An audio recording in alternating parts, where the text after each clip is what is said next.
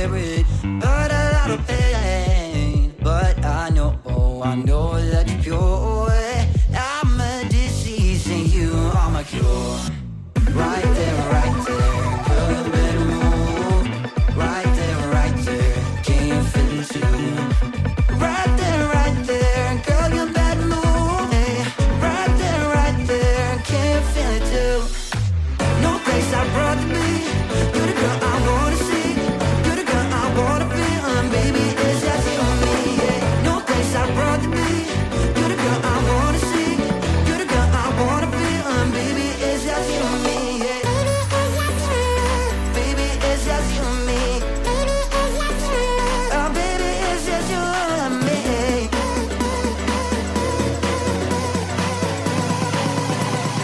Baby, it's just you and me.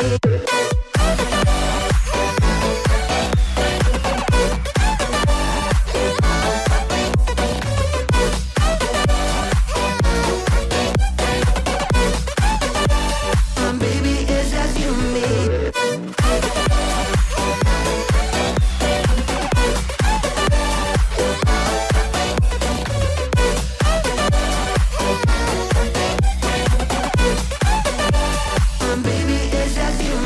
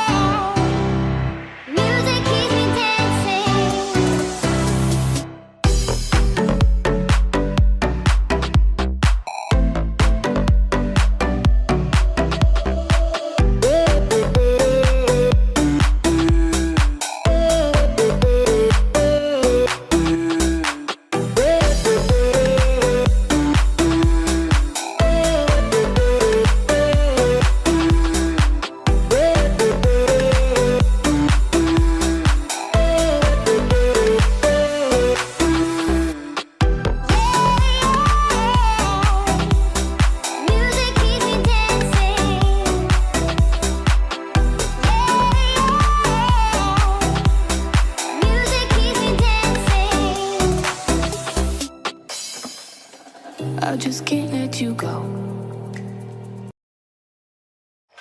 Searching for music for your next video? Then you need to check out Artlist. With amazing new music added daily and one simple license that covers everything. Artlist is the music licensing platform for all creators. Start now and find the perfect song. Artlist, made for creators.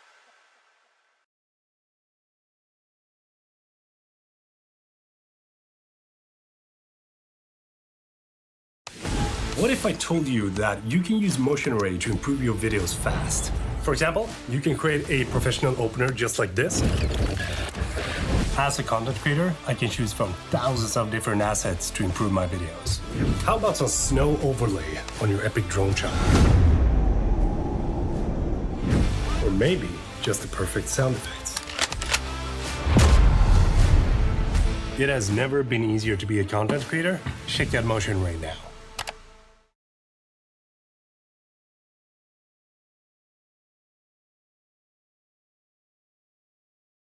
Lord knows that I've tried to. You said I was the only one. No one likes being lied to. You made this mess and left me with the pieces. Now I wanna burn all the bridges between us. I can't focus, I can't forget.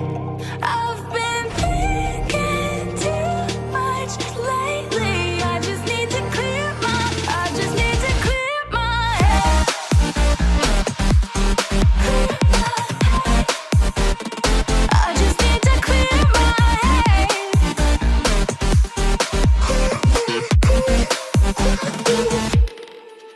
I've been stuck on your memory, but it's not like I need it.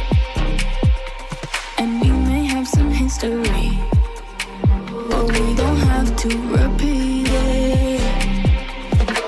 You made this mess and left me with the pieces. Now I'm gonna burn all the bridges between us.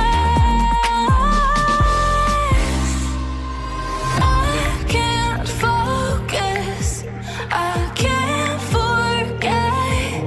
I've been thinking too much lately. I just need to clear my head.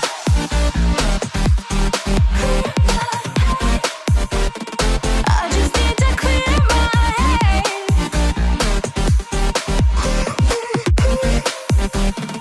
I just need to clear my head. I just need to clear my head.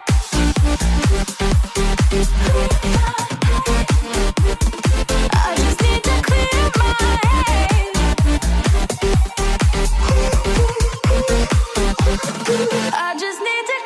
my head. I just need to.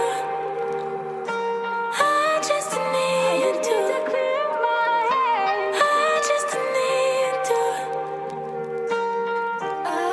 I just need to clear my head. I just need to.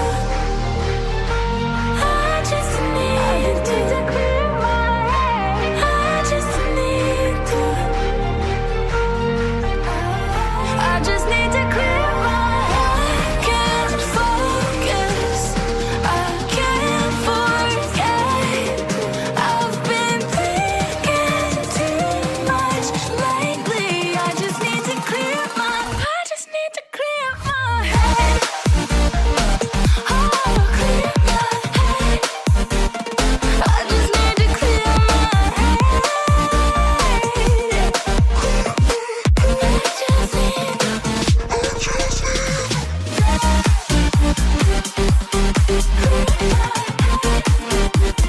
I just need to clear my head.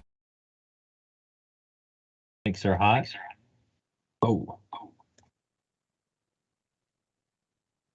All right.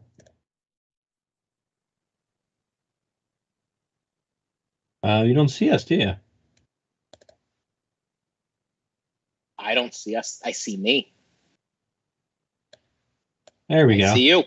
Hey, look at that. Hi, everybody. Sorry about the little bit of a delay. Something funny came up. But let's get started. Welcome into hardcore Penn State football. All Petals, no Thorns. Thank you to For the Bloggy for that excellent title. And we have Rose Bowl to talk about. We got some film breakdown to talk about. We're going to re-announce the transfer that came in on Sunday night, and got a couple other things to kind of a lot of top shelf news to talk about, as well as some Penn State players in the NFL. So kind of a well-rounded thing to really wrap up. I guess, well, not really wrap up. We're going to wrap up in 2 weeks. But anyway, let's get into the show. Welcome into hardcore Penn State football. I'm Corey Listoki. With me, as always, the great Sean Kane. How you doing today, Sean? Just a great day to be an independent content creator, Corey. How about you? Yeah. I just want to give a shout out to everybody on Twitter and YouTube. I mean, we had a really good week as far as social media and marketing goes. We do 100% organic marketing, and everything's been popping off lately. So we appreciate that. Film breakdowns out there. We'll talk a little bit through some of those in a second. Well, not in a second, a little bit later in the show. But we appreciate you guys. It's been fun. The Rose Bowl was fun. Sean did a great job tweeting, and it was a good Monday, Sean. It was a good Monday. Absolutely. Mondays mostly suck, but one of the best, probably top 5 Monday of my life, honestly. And I was recovering from COVID, which I successfully beat. So Penn State beat the Utes on Monday. I beat COVID on Tuesday. So I'm all good now. Trying to figure out who had a tougher battle, because I'm really not sure if it was you or Utah or you or Penn State. This past time, probably Penn State. But it was about equal, to be honest with you. I only had a runny nose, thankfully. And then Corey did an awesome job on the film breakdown. So if you haven't seen that yet, please check it out. That was all Corey. So give him his flowers, everybody. I like when you just give me props without me having to demand my own props. No, I mean, like, that's awesome. Like, I think they got better and better every week. So, and that's 100% true. So, yeah, awesome job. I tried to really dive into the Utah one. It took me a little bit longer, but I was like, it's the last one we get to do for a while, so might as well enjoy it. So again, that's on the Twitter. So how do I want to do this? I have some news that I want to talk about. Let me throw out the schedule first, just so people kind of have an idea of what's going on today. But if you're on YouTube, I saw Cowboy Ribeye or Rose Bowl Ribeye or Christmas Ribeye. I guess he's back to Cowboy Ribeye now. New Year's Ribeye. New Year's Ribeye, yeah. I saw he's on YouTube, but if you're on YouTube right now, comment and say hi. This is the new starting time, 8 o'clock Eastern, so I'm glad you made it. There's a show schedule. We're going to talk not just about the new transfer. I've got some recruiting news, but I want to keep it kind of brief. I got some transfer news, but I want to keep it kind of brief, and just some other top shelf news that I want to talk about. So all that's going to be really put into the new transfer kind of bucket there. Then we'll go Penn State in the NFL. Then we'll talk Rose Bowl, which Penn State won 35-21, if you didn't remember. And a little bit of film room, and then we'll finish with some fan questions. We got 3 fan questions I think are pretty solid this week, and then 1 question from each of us. And then we'll get out of here. So again, we are going to once per week. So we are only on Wednesdays at 8 p.m. Eastern for the time being. So, yeah, it's going to be weird not seeing you every Sunday night, Sean. I know. What are you going to do without seeing my face every Sunday? Well, I think next Sunday I'll probably watch Penn State and Purdue play. I think they play on Sunday night basketball. Which, speaking of which, we will update people that are Penn State and Michigan are playing right now. I'm probably going to put that on my TV, actually. But anywho, So top shelf news. We're gonna just leave that up for now, I guess.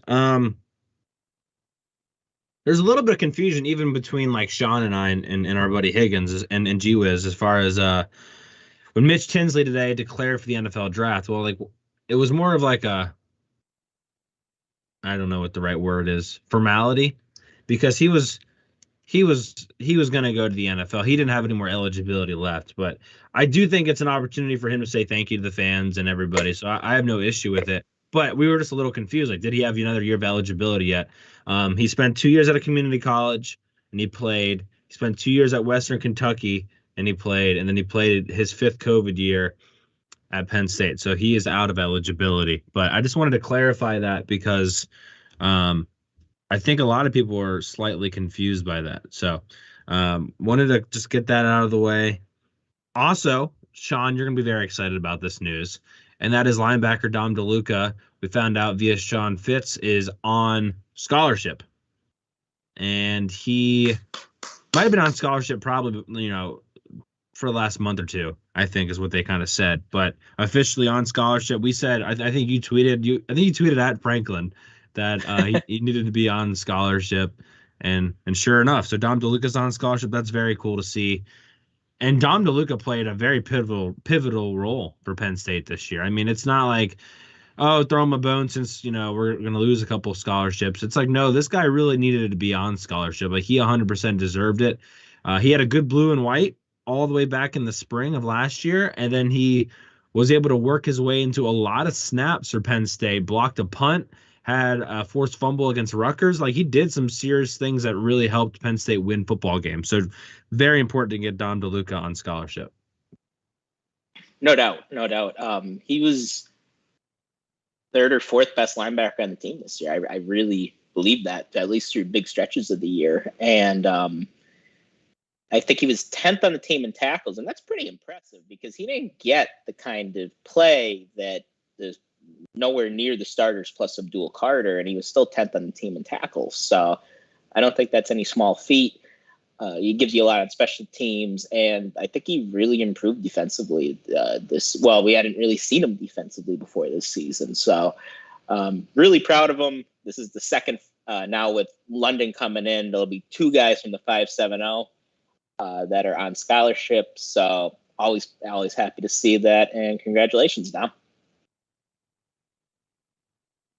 Yeah, absolutely. I mean, that was one of the better things to see so far this year because, again, it needed to happen. So wanted to mention that. Abdul Carter, Nick Singleton, Denai Dennis Sutton were all named to ESPN's freshman All-American team. So that was nice to see. Katron Allen got a little bit. He didn't get, I don't think they really did honorable mentions, but in Nick Singleton's brief paragraph, they spoke about Katron Allen. So he got a little bit of love there. But so those 3 guys, not necessarily surprised by Denai Dennis Sutton because he did have, multiple sacks. But I guess maybe I was a little bit surprised that there wasn't another freshman that stood out more. I mean, I know he has the pedigree, but it's not like he started right away or got a bunch of stats. But so I thought that was a good find by ESPN, but I was more surprised that ESPN found and remembered him than I was not that he didn't deserve it, if that makes sense. Yeah. I think Joel Klatt said today that he had a pretty good breakdown of Penn State and previewing Penn State for 2023, and he said he thinks Abdul Carter is one of the 4 or 5 best defensive players in the Big Ten going into next year, and he acknowledged that he didn't even start the whole year. So I do understand. Yeah, so I definitely understand that. But when you have a wealth of riches when it comes to freshmen, I mean, it could get hard to pick, right? Yeah, and you know what? To be honest with you, I didn't think Abdul Carter had an insanely good Rose Bowl. It wasn't like he was flashing on every play, but yeah, no, for sure. I mean, it's very exciting to see what all 3 of those guys are going to be able to do next season. So I think Penn State had the most on that article, I believe. Don't hold me to that, but I think they had the most on that. Okay, so got that.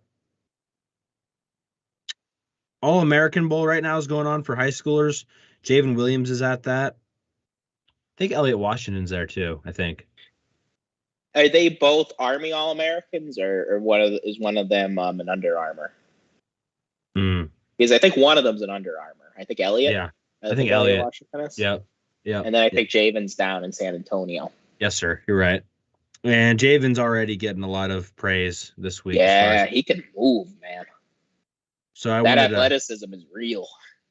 He plays at 1:00 on Saturday, so I just wanted to mention that. That's on NBC. So if you were hoping to catch that you can see Javen Williams playing in that.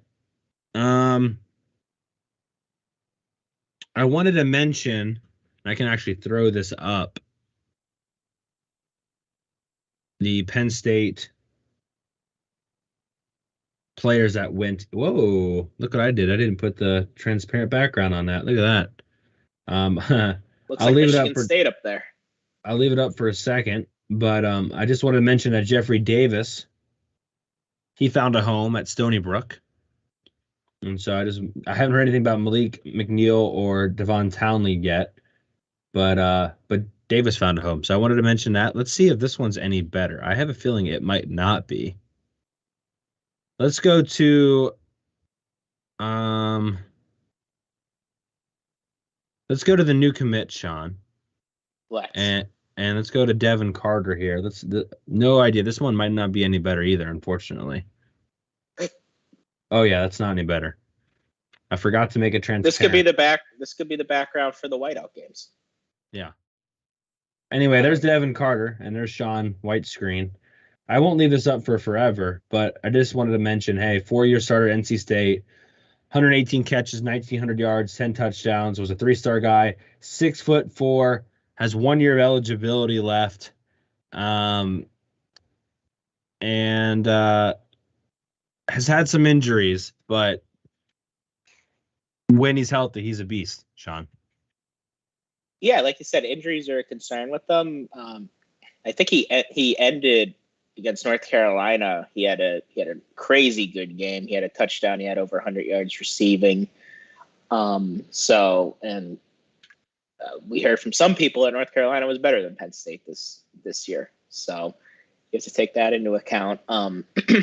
We don't believe that, but we've heard that. And he had a really good year, productive career. Like you said, the one concern about him is injuries, and I like the size he brings to the room, because that was one of the issues I think with the receivers this year, was just not a ton of size in the room. And I think Strange and Theo Johnson did a good job in making up for that.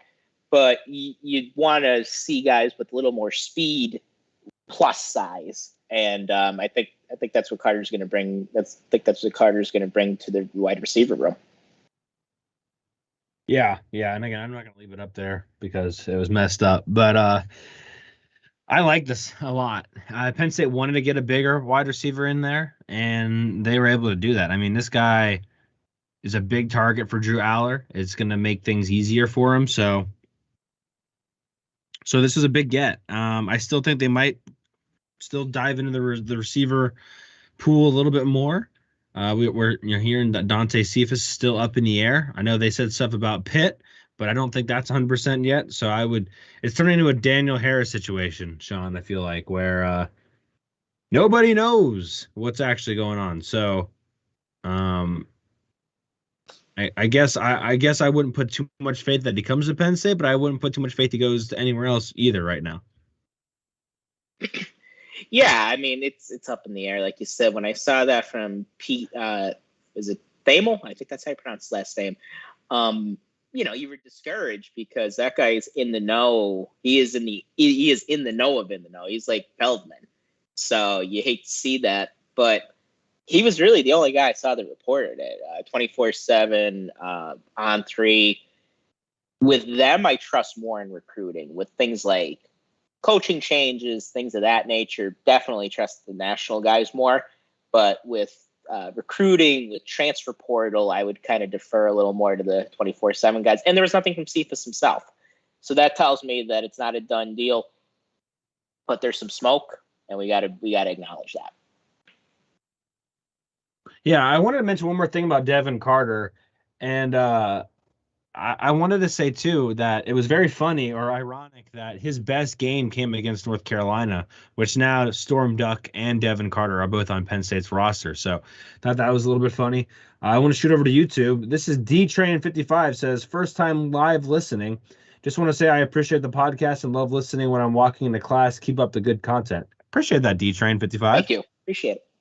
Nice. I think some people are going to be able to tune in a little bit more now that we're starting at 8 instead of 9. I really think that might make a little bit of a difference. But we appreciate that, whether you listen on a podcast or whether you show up on YouTube from time to time. So either way, I wanted to mention too, Sean, that Caden Prather has officially transferred to Maryland. Well, I guess probably not officially transferred, but he's officially said he's transferring to Maryland. And I guess wanted to just throw that out there. We thought maybe Prather was heavily recruited by Penn State. Will be heading back home to his home state and playing for the Terrapins.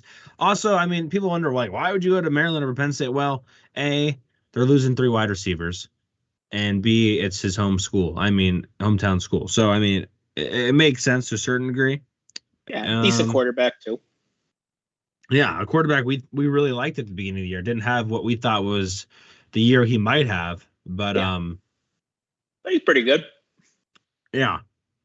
All right, I wanted to mention, and now I'm worried all my graphics might be messed up, unfortunately.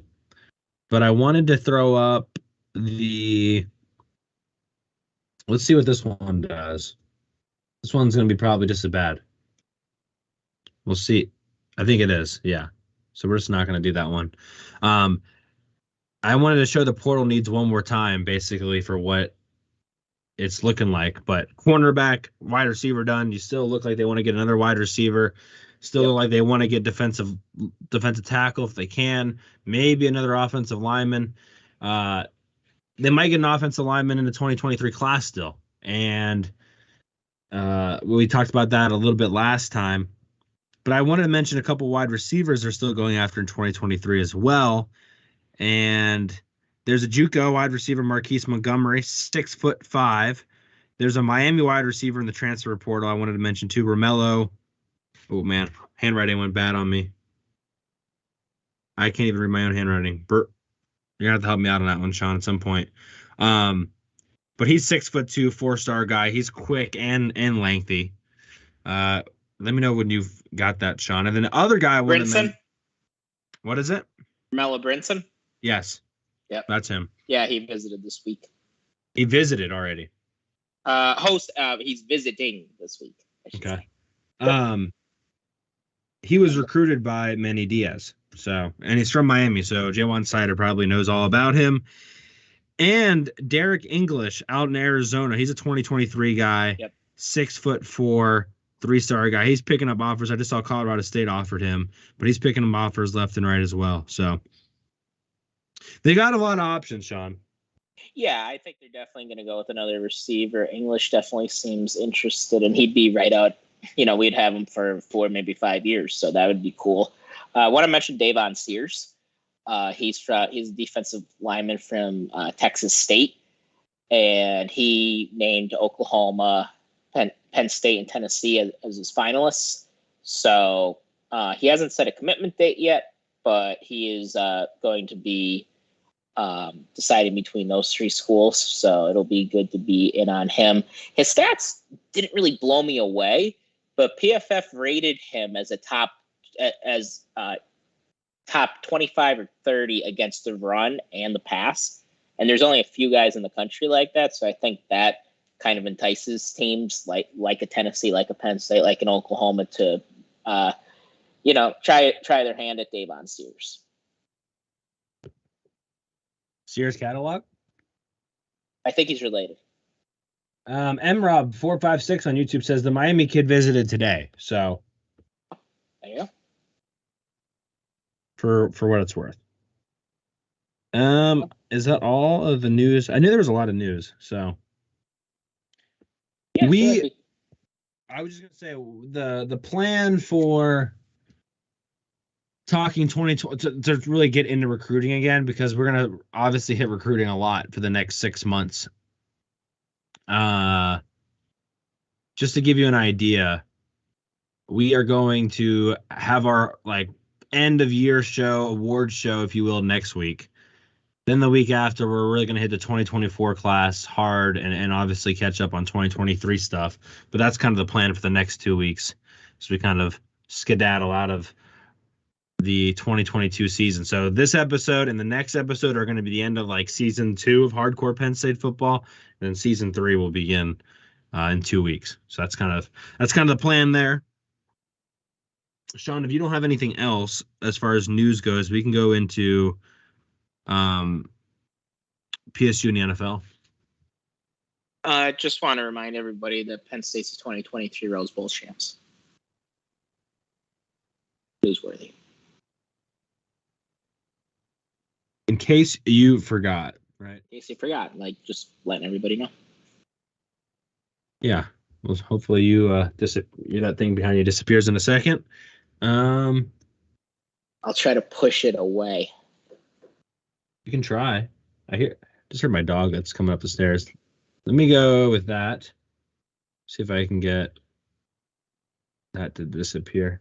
A little bit slow today, but PSU the NFL will show up. While we have a second, while that shoots up there for us, I was just going to say 5-star reviews. Didn't get any 5-star reviews last week. So head over to Apple, drop us a 5-star review.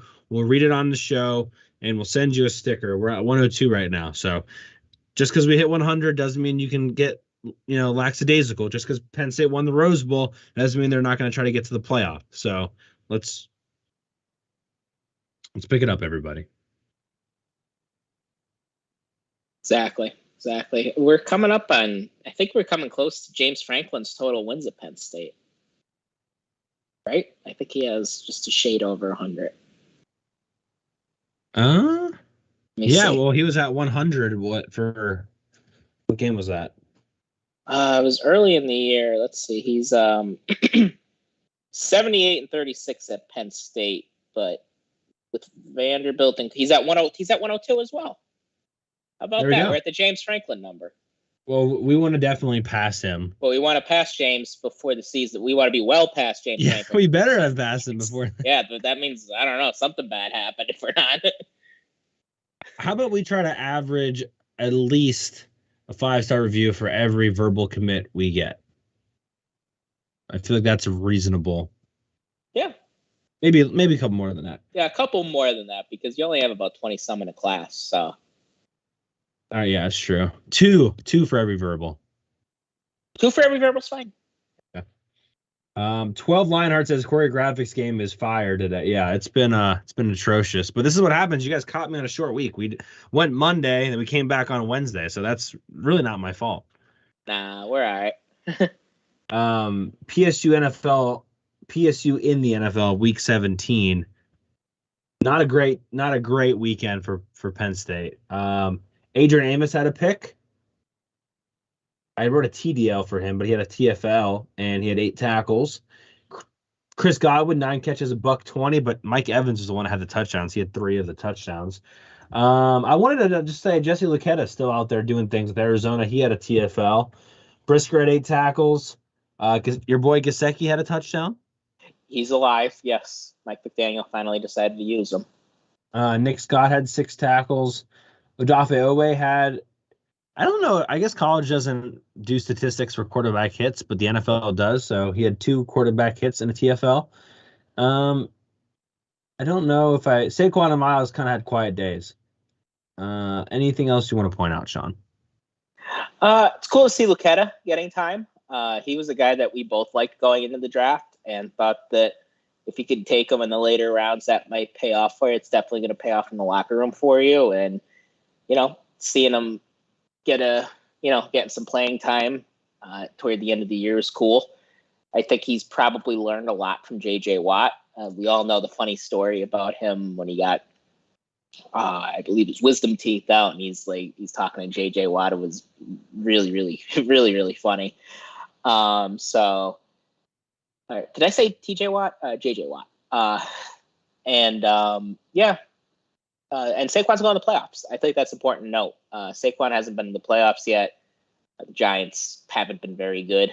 So cool to see him finally his team is starting to reflect his abilities a little bit. And Danny Dimes played well. So maybe this is something they could build on going into the playoffs. Yeah, it's crazy that he's going to be going to the playoffs, to be honest with you. Just crazy. I didn't think it was going to happen with the Giants. Really didn't. I didn't either. I don't know what. So what happened that David Blau was starting for Arizona? I don't know. Good luck with that. At least and I know Trace didn't knock anyone's socks off when he played against Tampa, but I thought he managed the game well. I got to be honest, when overtime started, I didn't feel great about it. And because I just don't know, having Trace try to win you a game, I just didn't know if he could. And maybe that makes me a bad Penn State fan, but it's tough. It's tough to do in the NFL, especially against a good defense like Tampa that's just carried Tom Brady through another season.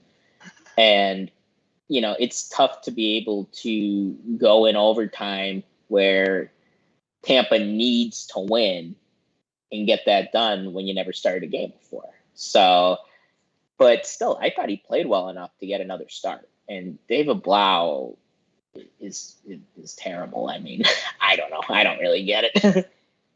Blau. I mean, I remember when he was at Purdue, but Blau. I mean, it's just not a good quarterback name. No, it's not. A guy named Blau will never be a Hall of Fame quarterback. We'll be here in 2400. If they're still playing football at that point, there'll never be a Hall of Fame quarterback named Blau. Yeah. Einstein von Braun on Twitter just tweeted at us that Sean Clifford had the best PFF grade for quarterbacks in bowl season, even better than Bryce Young by 1 point. So Sean Clifford officially better than Bryce Young. That's right. I think we need to recount for the Heisman Trophy right now. Stop the steal. It was better than Caleb Williams too. So yeah, I think so.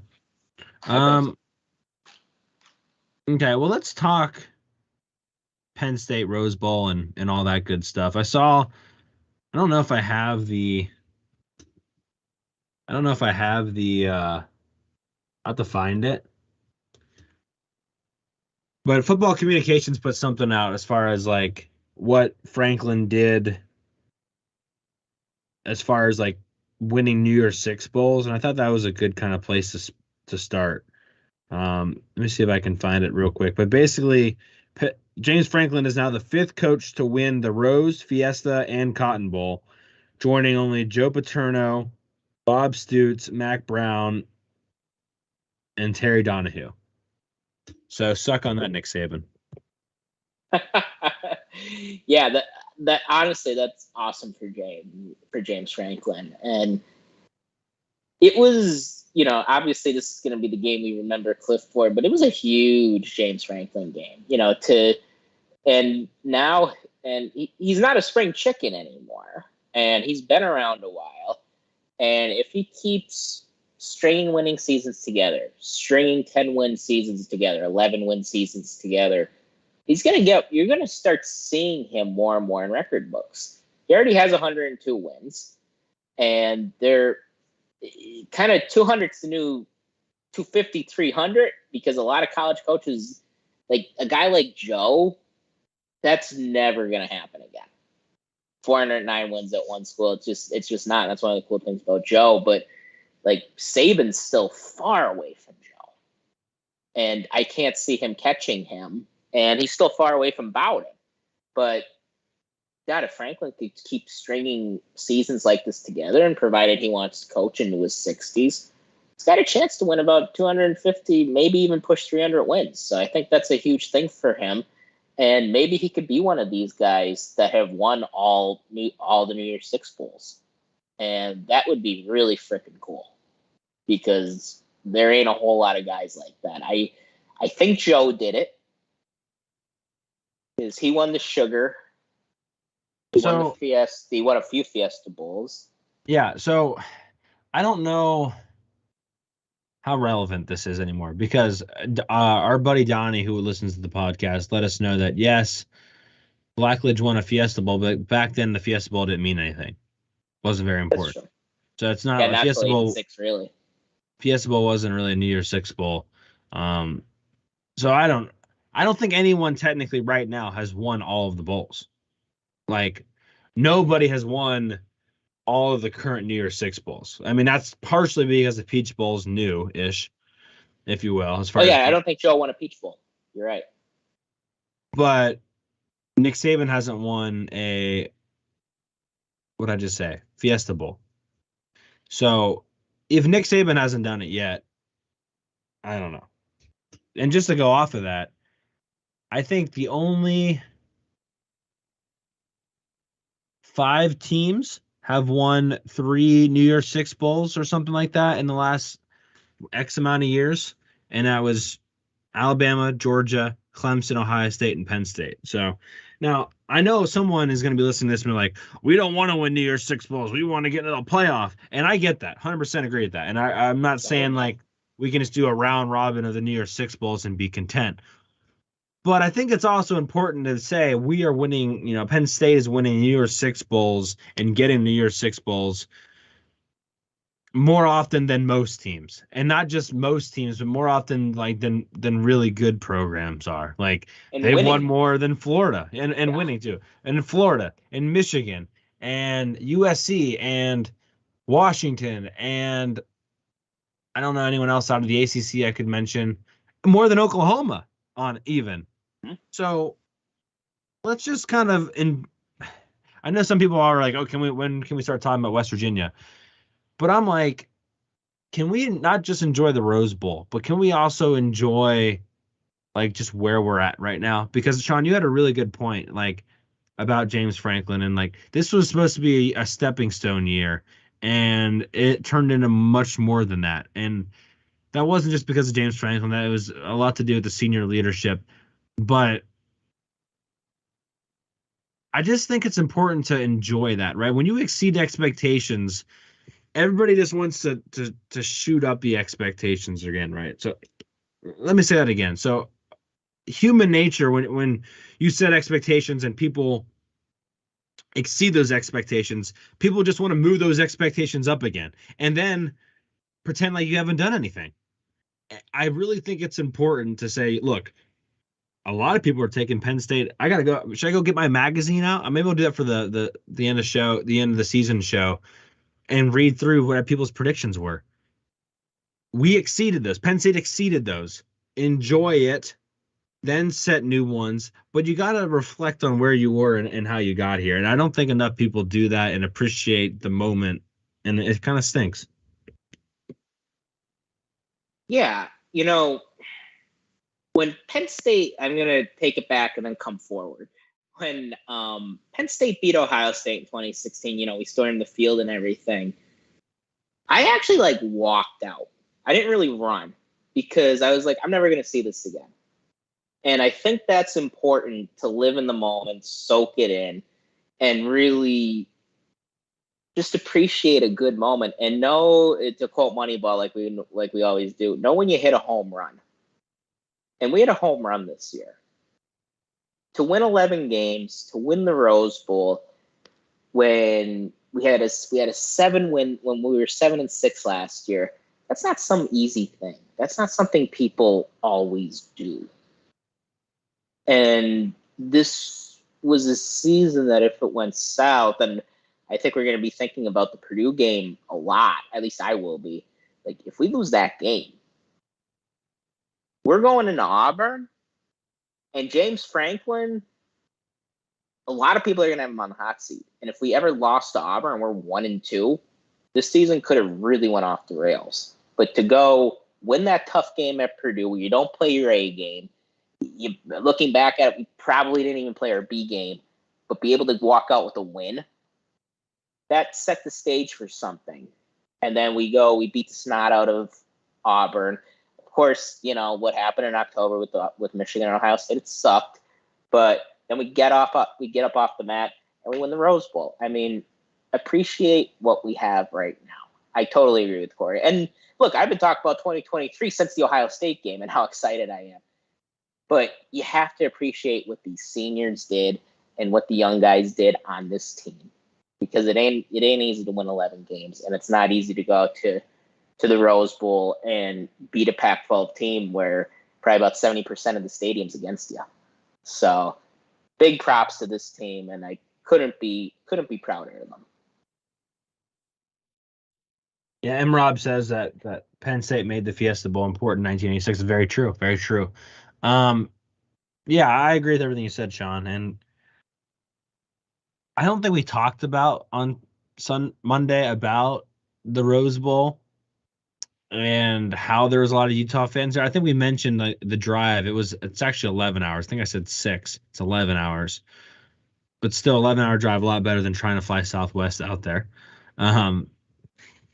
Sure. I saw certain members of Pitt Media decided that one guy, I'm not even going to mention his name, but he's a jackwagon, decided the only thing he tweeted about the Rose Bowl was the crowd and how Penn State was getting shown up by Utah. That's the only thing he said about it. Didn't say anything else about it at all.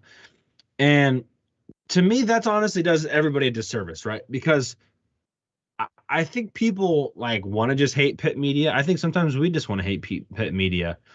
But Adam Bittner's come on in here and he's given us his perspective on things, and I really took that, to the heart. But it's guys like that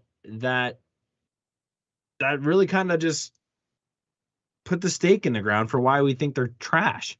Like that was 100% a baiting tweet, and that's the only thing that dude tweeted about. It's baloney. It's baloney. And so I guess I don't know how I got to this, but I just was frustrated by that, and it wasn't even worth mentioning or commenting on Twitter and giving them the light of day. But I really wish Pitt Media members, if you're going to go down that route, and we've had, Alan Saunders, interact with us multiple times, Adam Bittner interact with us multiple times, but they can get over it's not about just Penn State. Like, they claim that, and I believe it for them. I truly do. But then they have other fellow colleagues that are doing those kind of things, and you're like, well, I mean, just because you're a goose, if you hang out with a bunch of ducks, we're going to think you're a duck too. So I don't know. It's frustrating. Penn State showed up really well, and by the end of it, it was only a Penn State fan still there. So I don't know. I don't even know how I got on that, Sean. Well, I saw that too. I honestly forget the guy's name even is. But yeah, like I said, Bittner and even Alan Saunders, who we haven't haven't had on the show yet, but like we talked out to on Twitter, like we may disagree with them sometimes. We do, but we're not these people that if you do something that we disagree with, we hate. Because no, I mean, you're going to disagree with us sometimes. I'm going to disagree with Corey sometimes. Like, that's part of what discourse is about. But when that's your only takeaway from the Rose Bowl, that this team that it would take about a 3 to 5 day drive to get out to Pasadena versus a team that's about 11-hour drive, and the flight's probably about an hour and a half from they play in Provo, right? I think they're the team that plays in Provo. I mean, yeah, like obviously they're gonna have more people there. I mean, that's not too far of a stretch. But I think it's just trying to be like, because I think he's trying to make a false equivalency a little bit, because Penn State fans always point out that every single pick game, I think it's pretty cool, they do a yellow out because there's nobody in the stands and it's just yellow seats. So they have their yellow out every year for their spring game. And Penn State fans always pick up on, like, the tickets are really cheap unless you're playing West Virginia or Penn State. And then the rest of the season, you could go to it's cheaper to go to a pick game than it is to go to a movie a lot of weeks. So I think he's just trying to make a false equivalency there. Well, I mean, okay, you guys are right down the street. Heinz Field isn't a very far drive from Pitt's campus. It's not on campus, but it's not a far drive. And it's right in the middle of Pittsburgh. So there's no equivalence to not a ton of there was a ton of Penn State fans, but not as many Penn State fans in Pasadena as compared to the Utah fans that made the trip out. Plus, It's super expensive to get a cross country flight at this time. Yeah. It's nuts. I was just gonna say, or just fact check you there. So you're beautiful, but Utah is in Salt Lake City. BYU is in Provo. Otherwise, you're perfect. My bad. Yep. How dare you not know your Utah geography? Shame.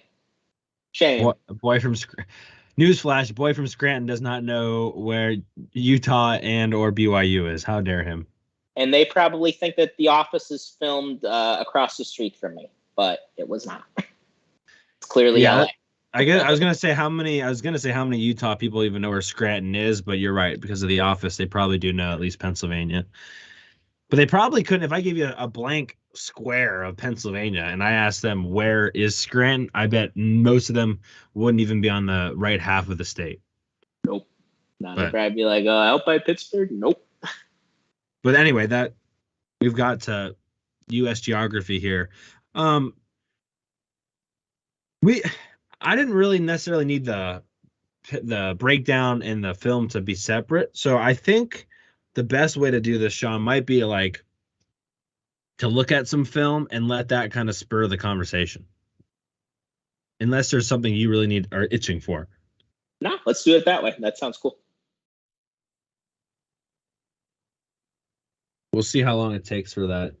I mean, I can cheat and I can get it to go away right away. Just when I do it that way, it doesn't look as cool when it comes off the graphic. That's why I don't like to do it that way. Is there any plays specifically, Sean, that you wanted to look at that you're like itching to look at or want to discuss? I mean, I could look at that Nick Singleton run all day long. Well, let's look at probably that first throw that Cliff made to Theo Johnson, because I think that really set the tone. That really set the tone for the rest of the game. Yeah, I agree with you. I have this run up first, and this is the same drive. Or no, it's not, because I think Penn State actually punts on this drive. But I wanted to this is the first run. Someone said to me, like, I had that tweet about Utah's rush defense not being elite. Someone said, oh, well, before that big run, they were stuffing Penn State. I'm like, no, they were not. Nick Singleton was averaging 6.6 yards per carry. This was like his third run of the game. And this play right here, I was like, we're gonna win this game if they're gonna let us do this on them. I mean, this is really good blocking and really good vision. And I was like, we're doing this in the first quarter. Like, this is gonna be a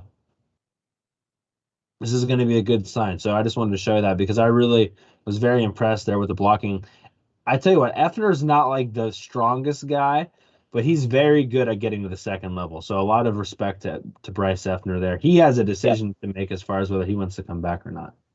Yeah, I was about to point that same thing out. Effner did a great job on this run, just showing off his athleticism too, and then his strength to be able to really move the linebacker out of the play. And if you give Nick Singleton that much room, I mean, he could go the distance. All he has to do is make one or two guys miss. So, and then Katron, beautiful run. I think that one really had a chance to potentially go the distance. He just had to slip he just had to slip one. But I mean, still a big play. Again, like I pointed out during the game too, that he fights for every inch. I remember one play, and Corey probably definitely doesn't have it because it's a gain of 0, but he should have been stopped for a 3-yard loss and he got back to the line of scrimmage. And guys, that wins you games. Like, that keeps drives alive because instead of 2nd and 13, it's 2nd and 10. So it's like an incomplete pass, and you can live to play another day. And then this one, he could have been dropped for a loss of 2, and it turns into a pretty big run, and he picks up the first down. Yeah, and then that's the play I was talking about earlier. Yeah, that run by Katron, that was such a big run because it would have been it would have been 3rd and like 12, 3rd and 13. And he breaks that run and gets into a 3rd and 3, and they convert it to Tyler Warren. This one's also on 3rd and 7. I don't have all the pre-snap stuff, but I mean, that play clock is down to 2 seconds when this is snapped. He figured out that they're in zone coverage, and then I like this view better because it made it seem like the broadcast view made it seem like it was a really tight needle. Now, this is a tight needle, or this is a tight rope, but I mean, it's not that tight. I mean, it's just a really good throw. He threw it right when he's supposed to. I mean, it was beautiful. Yeah, great anticipation from Cliff, because if he waits a quarter second longer, that safety's going to pick it off. So anticipation, and that's something that's hard to teach. That's one of those things that you either have or you don't. So great. So very good throw by Cliff, and then Theo makes the catch. So I think that play set the tone for the rest of the game and really showed that, again, one of those third and medium plays that we found ourselves in a lot. And again, big difference between being 3rd and 12, 3rd and 13, being 3rd and 7, 3rd and 4, 3rd and 5. So we were able to we were able to get that because of the solid run game. And yeah, beautiful play. The tackles held up really well in this play. I don't think I have Sal Wormley really Lionheart says on YouTube, Sal Wormley did struggle in his first half tremendously. I thought he settled in the second half. I thought Drew Shelton struggled a little bit in the first half, but I thought he settled in too. I don't know if I have any examples where he didn't. Maybe this first play by Sheldon. No, he actually does well in that play. It was Norzad that kind of struggled in this one. If Norzad holds his block a little longer, I think Cliff has enough time to step up and at least hit Keandre Lambert-Smith. They had an unrushed blocker or defender, so the ball was going to need to come out quick. But I think if Norzad's able to hold on for just one more second, I think they get this ball to Keandre Lambert-Smith. I mean, right? So he's going to step up here. But if Norzad is able to hold that guy right in front of him, I think he's able to hit Keandre, but just needed another half second. Yeah, I mean, I know KLS is definitely his first read there.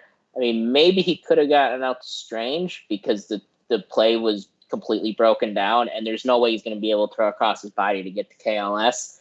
But yeah, the line just didn't hold up there. I agree with you. Norzad just didn't hold up his block. I thought Norzad played a good game, but that was a mistake by him. And then here we are, trout line formation, 3rd and short. It's money. I mean, I think I saw somebody say, "What's Lincoln Riley going to do when he sees this formation come out?" And people were replying like, "Going to give up a touchdown." Yeah, that's what's going to happen. I saw that too. That was so funny. This might have been they actually might have blocked this the best they've ever blocked it. And I just gave crap to Sal Wormley, but they like running behind Sal Wormley on this play, and he did a really good job. They combo blocked Effner and Sal. That Effner was able actually to get to the second level, and Brenton Strange actually had no one to block, which is he was just able to carry Singleton in, which is just nuts. So that would have been one of the most well blocked Trotwine formation touchdowns. And then we got asked on Twitter again, Trotwine named after him because of the offensive line got so much crap. Which, by the way, Juice Scruggs said afterwards that they took it all offseason. He literally said, quote, "Take that," because they took crap, and then they showed up this year, and the Trotwine formation sort of just embodies just being stronger and better than everyone else. Since we have the Trotwine formation brought up, let's just go to the other one, and there's that one, and this is the one where Utah had 12 members on the field. They had 12 guys out there, and Penn State's still able to bully them into the end zone. Yeah, and big credit here. I mean, we block it pretty well. I mean, the thing is, there's 12 guys, so we couldn't. So Katron had to be able to beat someone, and he did. And I listened to Steve Jones's podcast, and he said Katron stood up and he still scored the touchdown because the kid's just so strong. Again, that's a Katron Allen run right there, fighting for every inch. And what do you know? You end up 2 yards into the end zone. So that was as much on the line as it was Katron Allen. So that's how you draw it up. Dave Hunter Norzad crap for that first sack. But he put his guy 4 yards into the end zone on this play. So and even though Strange didn't have a catch, he blocked very well in this game. So big shout out to him as well. We're gonna miss him. Let's stay offense first here. You want to go to the big one? Let's go to the big one here. Do I have? I just want to show you one more time on this Singleton run earlier. I want to set this up a little bit better. So I don't have the first play, but if you guys are listening to the podcast, the very first play from scrimmage, Penn State ran a read option, and Utah's safety rolled over and was basically right there to hit Clifford as if he didn't do the right read, but he did do the right read. And edge crashed. He held on to it. They rolled a safety over in preparation for the quarterback run. And I was like, okay, well, that's interesting, but if you're going to do that, you have nobody on the backside to scrape. This run, you can already see that. See how they have that edge crashing down, and they have someone taking care of Clifford. Okay, well, that's great and all. I don't really think that was warranted because Clifford hadn't ran it that much this year. If you're going up against, I don't even know, Anthony Richardson, okay, then yes, you should probably do that. But you probably want to have someone back scraping when Nick Singleton's running the ball. So that happened on the first play. Then it happened on this nice run by Singleton, and they continue to do that. So then you get to this run by Nick Singleton for the touchdown, and it's against a bare front. And really, in a way, Penn State probably shouldn't have had success against this, but they're able to. And one of the reasons is the cadence, and another is they're not, and because of the cadence, they're not set up properly. I mean, if you look right here, they are literally, they're still looking at the sideline. They have no idea and the one corner is still not looking, and the ball is already in Clifford's hands. He's still looking to the sideline. So that's the first thing that's not good, Bob. But then the second thing is, okay, so they hand this off 3rd and 2. I don't even think this is a read option. But watch that safety. He's still playing over the top of this thing towards Clifford, like he did on that first play that Clifford got stuffed on. And all Singleton does is follow Theo Johnson's butt, and he's to the next level. And the rest is history. I mean, I don't know why they played it like that, but I think it hurt them more than it helped them, Sean. Yeah, I agree. Like when I first saw the front, I was again watching with my girlfriend, and I was saying, "Got to feed Singleton here." But then I saw the way they were lined up. I was like, "Oh, that's a lot of guys in the box." I don't know. We might check into something else. But I think that's kind of what they wanted us, Penn State wanted Utah to think, and we just stuck with the play. Did a fake the check with me, and gave it to Singleton. And the rest is history.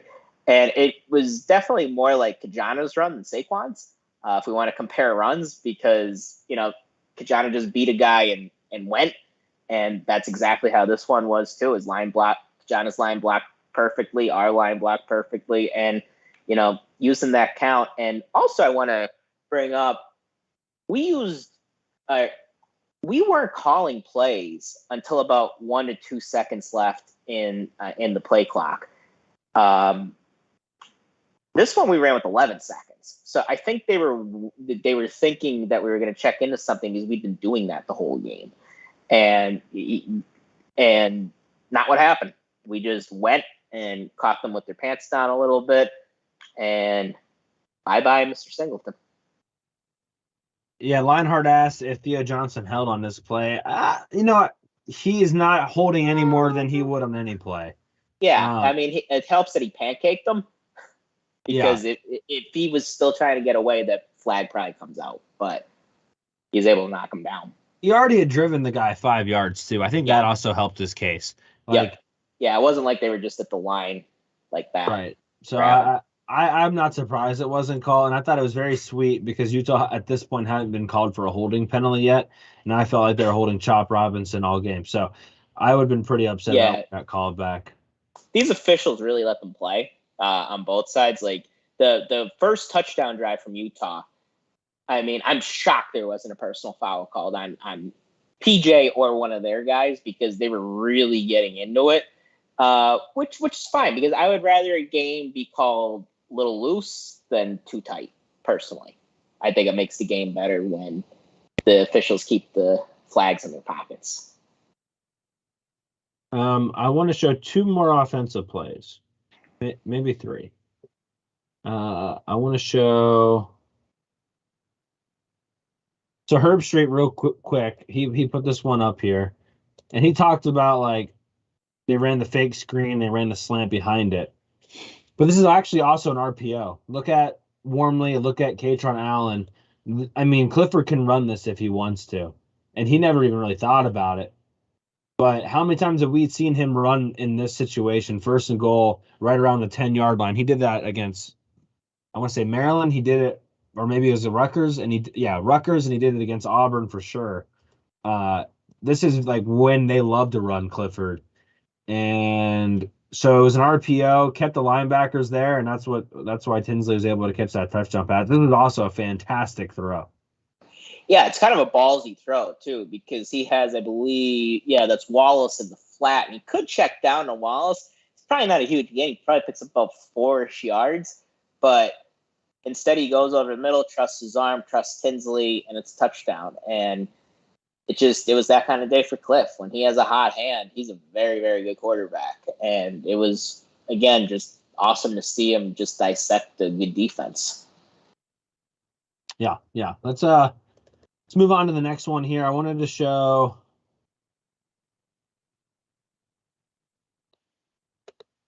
vintage Cliff one more time. 3rd and 8, bad pass protection, makes everybody miss, finds Keandre Lambert-Smith for a big play. This would lead to the next touchdown that we just showed.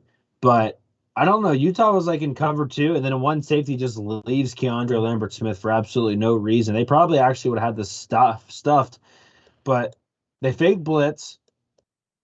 The offensive line really struggled on this play pretty much everywhere, but Cliff escapes the pocket, and we'd seen him do this a couple times this year. Like, this wasn't like brand new stuff. Like, he had shown that ability, and it just all came into a perfect compilation for this final game. But this was vintage Cliff right here. Yeah, I think there were some communication issues early on with the offensive line because there were a couple times they didn't handle guys looping very well, especially on that right side of the line. But, I mean, Cliff, like you said, like these are the types of throws that we really love Cliff for because he's pretty good at making something out of nothing. And when the play looks dead, he goes and makes it. And this is probably the final play of his career where he does that. And it's huge stage. It's 3rd and 8, so 3rd and longish.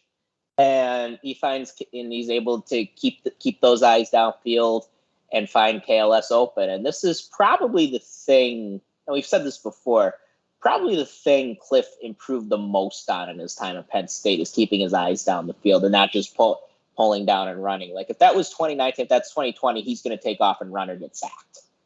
And he might not pick up the first down, or it's a disastrous play and he gets sacked on a drive that we ended up scoring a touchdown on. And then this play, Cliff just, navigates his way in the pocket pretty well, able to just take that step aside, kind of Peyton Manning-esque, Dan Marino-esque, just taking that step. They're not mobile guys, but able to move in the pocket well, pump fakes on that sluggo, and KLS runs a perfect route and catches a touchdown, makes us all think he tore his hamstring. He did not tear his hamstring. That was part of his celebration. Yeah, we had that celebration on all of our social media sites. Well, if follow us on TikTok and Instagram. I think Franklin wasn't pleased with it because he said Terry Smith said to him, I think KLS just pulled his hamstring in the end zone. But then they saw him dancing, and I have a feeling Franklin probably had a few words for him after. I can't believe he didn't get called for it, honestly. Well, I have it somewhere here. Let's see if I can find it. I can't believe he didn't get called for it, but I just wanted to say Cliff can throw the deep ball. Yeah, and Cliff delivers it. I mean, was it a terribly tight throw? No, but he put it right where he needed to. KLS doesn't have to wait for it. It's right in the breadbasket. If he had a corner right on him, that's still a completion. So big props to Cliff on the throw. And really good block by Theo Johnson too. There's a good block by Theo Johnson I wanted to show too. Here's the dance.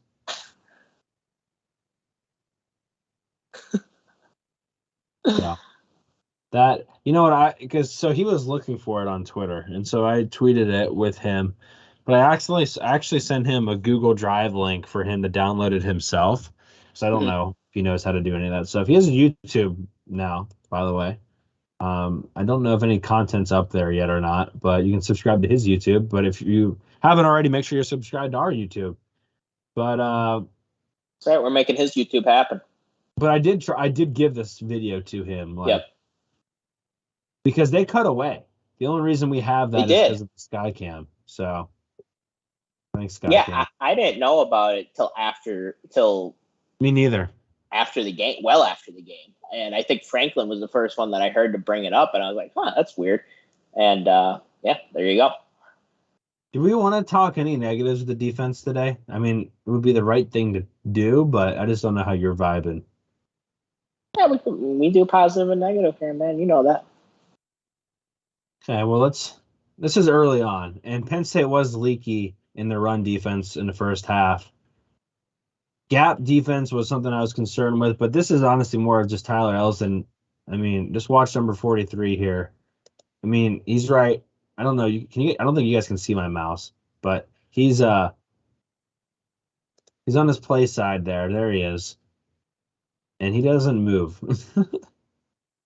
for a little. Yeah. Jalen Reed actually comes up, misses the tackle, and then he's actually in a sling. I don't know if we mentioned that.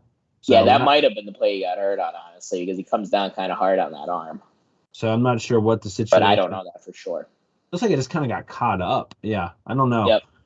But so Adisa Isaac, Curtis Jacobs keep the outside contain all that really well, but just no downhill fluidity there. And I really think one of the reasons why was Utah was doing a lot of this stuff. I mean, they were doing a lot of flare sweeps. They're doing and when a team is doing flare sweeps and jet sweeps and all that stuff, you can't go downhill as much. And when they have a running quarterback, you can't go downhill as much. And I really think that slowed down these young linebackers a little bit. It was a really smart idea that they didn't really stick to in the second half very much. Yeah, I didn't get that at all from Utah's perspective. Like, even in the fourth quarter, you know, we go up 28-14 after that KLS play. I would keep around the same playbook that they were running early in the game because there was still like 14 minutes left. That's an eternity. I mean, we were up in a previous Rose Bowl by 2 scores, and we ended up losing. And, you know, different times, different teams, but like, it's not time to just abandon what made you successful, in my opinion. And like you said, that offsets Manny Diaz's aggressiveness, and you probably catch us a couple times because we'll be in the backfield either rushing the quarterback or we might surround the running back. And we had trouble keeping contain early.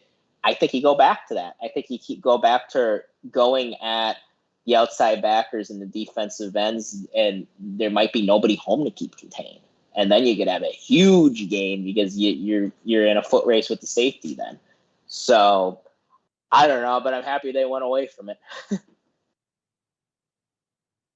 Yeah, go ahead. And I hear you on Elston too. I mean, just tough day from him overall, for sure. Yeah, I mean, let's just show the really defensive. It wasn't just Elston, just probably the worst play on defense of the entire day. Let me find that one. I think is it this one? Yeah. Yep. So yeah, Elston misses at the beginning, right? And could have potentially stopped him for a loss and a field goal. But then I see 1, 2, 3, 4 more guys miss. So I'm not going to put that just on. I mean, it was Elston's fault. But then Adisa Isaac has a chance there. I think Marquise Wilson and Zakee Wheatley have a chance there. Mm-hmm. I really think sometimes it gets contagious. Like, and I don't really know why it happens, but I mean, even back in my old high school football days that were pretty awful.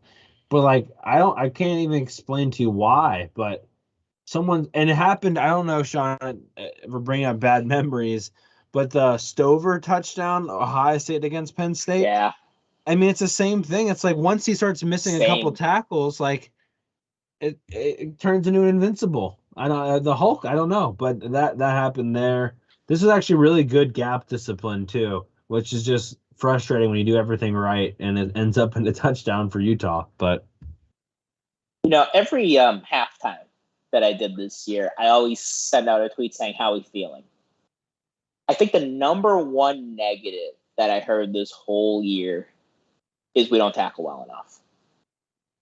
And I mean, honestly, I think we tackle better than we had in the past few years. And I might even include 2019, 2018 in that. The thing is, there's a lot of thud anymore. It's not like in the summer. It's not like it used to be where you could just go out there and just run Oklahomans all day. It's just not. So I think that leads to worse tackling across the nation. You're going to see Georgia miss some tackles against TCU, no doubt about it. And they have probably the best defense in the country. So I think this is something that happens. And yeah, it happened to the same exact thing happened to Penn State this year with the Cade Stover touchdown. Now that was Bobby Cade Stover's a tight end, but the same exact concept. You have one guy miss a tackle, then another and another. And I mean, ultimately, people are going to talk about Elsdon the most because it shouldn't have come down to those other guys making the tackle. Elsdon should have just made the tackle in the backfield, but you got to be able to help your guy out. So there's that as well. this was an example I wanted to show where Penn State got really lucky. And although Penn State won this game, Utah could have theoretically gotten a field goal range before the half here. I really don't know what Utah was doing, to be honest with you.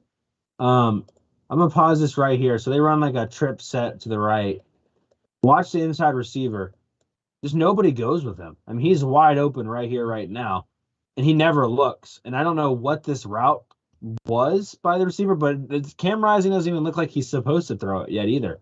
And so, okay, now it's too late now. But that guy still hasn't turned around yet.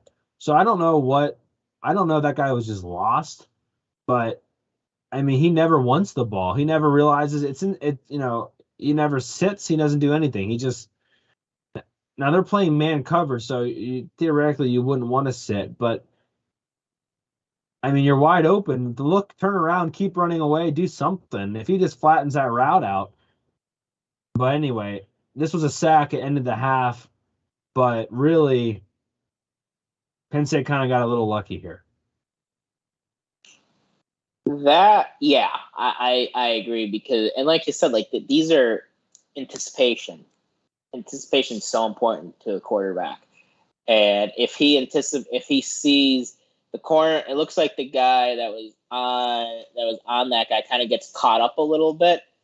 We kind of run a screen on ourselves, kind of like a pick play on ourselves a little bit, and he has to get over, and it takes him a second.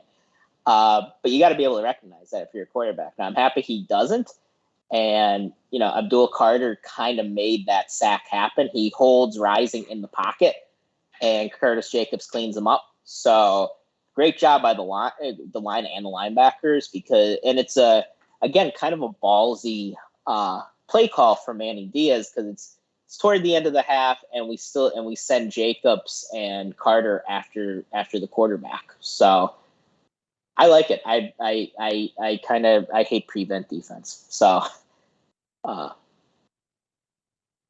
worked out for Nittany Lions. I thought Manny Diaz called a really good game. We were worried as far as like what he'd done with Michigan, but he came out. It was aggressive really from the get-go, but he was even more aggressive in the second half. I just want to show these plays quickly. So they run this read option here. Then they come back and Penn State brings the pressure here. Jair Brown shoots out of a cannon, and they're able to dump this off. This is like Cam Rising at his best. I was very unimpressed with his throwing ability, but what he's really good at is moving the chains, and he was good at doing that, even on situations where he didn't have much help. So, but he was constantly getting hit in the second half, and I don't know if it was the contact itself that did the injury, but where am I at here? But, I'm not there yet. This is probably the play of the game. And this is on a 1st and 10, mind you. and they run this throwback pass that didn't work. Curtis Jacobs stays home, gets the tackle for loss. It's like 2nd and 17, and the whole drive's shot.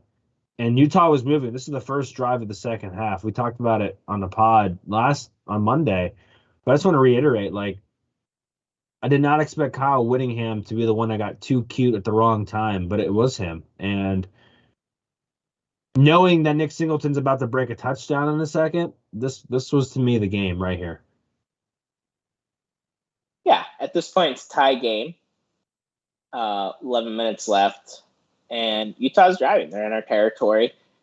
I don't know why you do this, but I really don't think it was. I think some coaches are of the mindset that if it's around the 40-yard line and you're playing against a team you think might be a little better than you, then it's time to just pull out the old trusty trick plays. But if you're having success, you're having success. So I don't know why you don't just continue what you're doing. You're near field goal range, but hey, whatever. And credit to our defense. We snuffed this out well. And in the past, one of the things that I would probably criticize Brent Pry for is it felt like we got caught on these plays a lot in the Brent Pry era, where it's a reverse pass, and it felt like we never defended it well for whatever reason. I'm not going to squarely blame it on preparation or anything, and I like Brent Pry as a coach, but it just feels like we got caught on those a lot, and didn't happen as much this year in general.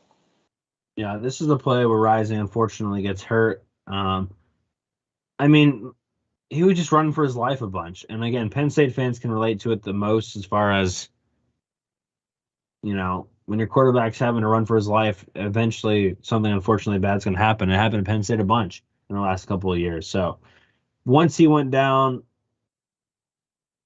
I mean, things kind of just got worse for Utah. They decided not to go for it on a 4th and 4. I do want to show the interception. Sean, this felt like the Minnesota interception by Jair Brown, like to a T. Backup quarterback in the game. Try to get too cute. It was a predetermined throw. He had the bubble screen on the right side. It's only 2nd and 5, and he just literally throws a duck. I mean, Jair Brown's had some. We love Jair Brown. Ends up with 16 turnovers in his career at Penn State, which is just nuts. But he had some pretty easy interceptions this year. This one at Minnesota, this one, Northwestern interception. Like, he had some pretty easy interceptions. And I'm just baffled by it, knowing how, like, he led the country in interceptions last season. And then people throw those kind of ducks. I mean, it's just like, I don't know. To me, it seemed like maybe the backup quarterback didn't read the scouting report, because if I'm back there and on 2nd and 5 and I get frantic in the pocket, the last thing I'm going to do is throw a duck anywhere near Jair Brown. I mean, I don't want to harp on the backup quarterback too much because I don't have 270-pound dudes running at me. But I really think you would have just dumped that off to the screen on the right there. Yeah, I think so too. But you know, credit to Tig, because I agree with you, not the most impossible interception in the world, but again, he reads the quarterback's eyes, sees he's going deep, and before it feels like as the quarterback's throwing the ball, he's already right next to the receiver, and that's what great players do, though. They make difficult things look easy, and he does a great job playing center field and just going and picking it off. And we're really, really gonna miss him next year. And just foreshadowing, my question for Corey today is going to be somewhat relevant. Interesting. I'm excited for that. Yep. Mine's not relevant, so. I'm ready. I can't believe I wanted to show this one. I can't believe I missed this one. I wanted to show the Kalen King interception quickly. Kalen King said he knew when he lined up in a slot that they were going to try to go to the outside. Like, he said that post game. And I mean, he ran the route better than a wide receiver. This this again was one of the first indications to me that Cam Rising not a great thrower. I mean, this is just now I know Chop Robinson's bearing down on him, but I mean, this just looked again kind of predetermined. I still think he puts too much loft on the ball. I felt like he did that the entire afternoon. Real quickly, just to kind of show that I'm not a hater, I want to show his touchdown pass that Cam Rising had too, because in my opinion, even his touchdown pass was a bad throw. So watch this. So he's wide open, right? Like Abdul Carter does a good job to close in, but Cam Rising has no pressure. And watch how he fades away on this throw for absolutely no reason. And he put so much air on this that Abdul Carter almost intercepts this thing, or at least gets a hand on it. I mean, the fact that this was close, like he should just drill this in there right now, no big deal. But he literally fades away like it's a jump shot, and he almost messes this up. And you can't get any easier of a throw. So, and there, again, there's nobody around him. I know he heard footsteps already at this point in the game, but to me, that was a pretty odd. I mean, that was one of the first things I was like, okay, I'm not buying Cam Rising as a thrower. I love how you're like, just to show I'm not a hater, and then you're like, but this is still a pretty bad throw of a touchdown pass. I agree with you though. On both. I mean, the interception, that's got to be toward the sideline more. That's kind of, I'm not a quarterback, I'm not a receiver, but I know, like when you're throwing down the sideline, you do not want that on the receiver's inside shoulder, because the cornerback is there, and if the cornerback's good, he's going to pick it off. You want it toward the sideline to the outside shoulder, and that ball placement just isn't there. On the touchdown, yeah, I mean, it's not a horrible throw. I mean, it's not a great throw. It's not a horrible throw. It's good enough to work because the tight end beat Carter. But if Carter's a sophomore, he probably picks this off because he's not even looking for the ball. On the one pass breakup that Carter had in this game, it goes off his helmet because he's just not looking back. So you could argue that he could add 2 interceptions in this game, and maybe next year he will. But you know, he's still learning the ropes at coverage, so that'll come. One of my favorite plays of the game, watching Jair Brown put the right tackle on skates here towards the end. 3rd and 19, and he literally gets the right tackle to fall down without even touching him. I mean, this is just a thing of beauty. This is going to be on social media probably tomorrow, just FYI. Yeah. I mean, did they block Tig the whole game? It felt like every blitz that we sent them on, he was right next to the quarterback almost instantly. And this is kind of how I envisioned Tig in this defense, that we were going to move him around a bunch, and he's way too fast for, it looks like the offensive tackle, and he just gets right by him. I want to make a note too, not relevant to these past couple of plays. KJ Winston played a lot in this game. He's number 21. I'm curious as I know why Jalen Reed got hurt. So just want to point out that he played a lot, and he had a couple tackles. So he's going to be a guy that Penn State fans, I think, are really going to get acquainted with next year. Yeah, I thought the play that Cam Rising gets hurt, Winston has good closing speed on that play, actually. Yes, he was in on that tackle, yeah. So I was impressed by that. I want to give some love to Adisa Isaac. I thought this was his best game, being my favorite player on this team. I thought he looked healthy, honestly. Like, he looked 100% healthy. He looked quick. I don't know what his plans are yet, but man, if he comes back next year and he can stay healthy, I mean, he looked like a different animal in this game. It seemed like he was playing with confidence, and he looked like one of the better players on the field. Yeah, his speed and his confidence are back. There's no question about it. And he had a tough start to the season. And I think it's because he just wasn't playing as fast as we knew. And look, he tore his Achilles. I mean, that's a really, really difficult injury to come back from. But he looks like how we saw him at the end of 2020. We were really excited about for 21. And then he suffers that injury in camp. So really proud of the way he developed this year. Yeah, me and Vanover, I wanted to just give some quick love to. Still think he looks like CJ Alanian, the way his length. Don't know what his plans are, but I mean, I was looking at the potential depth chart and rosters for next year. I mean, the amount of defensive ends they have that have contributed some is just absurd still. I mean, even with Nick Tarburton going to the NFL, like they have a lot of depth here. I mean, Smith Vilbert didn't contribute as far as like getting on the tackle sheet, but you're gonna have Chob Robinson, Denai Dennis Sutton, Smith Vilbert, Amin Vanover, Adisa Isaac. I mean, that's just off the top of my head. So, I don't know. And that's not even talking about any of the freshmen. You're muted, by the way. I can't hear you. Did we lose you? While Sean tries to figure that out, I want to show one more play. There you go. Now I can hear you. Okay. Just had to take my headset off. Your headset die on you? I mean, it didn't die, but sometimes it acts wonky. Interesting. I was going to show the long snapper of the year to wrap up the film room. I mean, this is a great play by Chris Stahl. I can't believe, I mean, they didn't replay this. I double checked, and we never, like, I would love to see a pylon cam view of this thing. I just don't, I mean, it's definitely there. I just don't know how the ball stops at the 1, and I don't know how he did it, like physics wise. I'm not sure how he's able to accomplish that.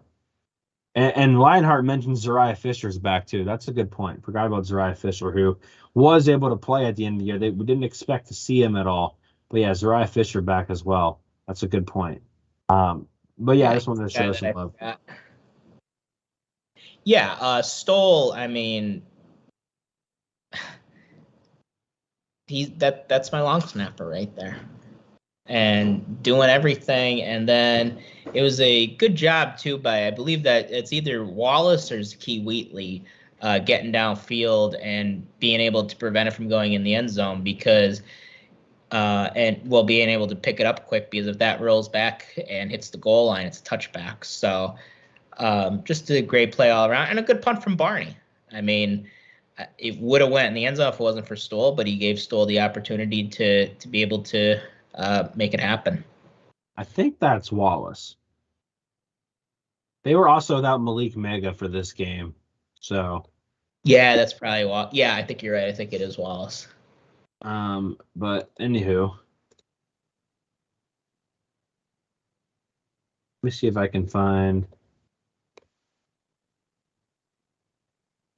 Whoa. There we go. Alrighty. Well, thank you for that, guys. We appreciate that. If you enjoyed that, make sure you subscribe on YouTube.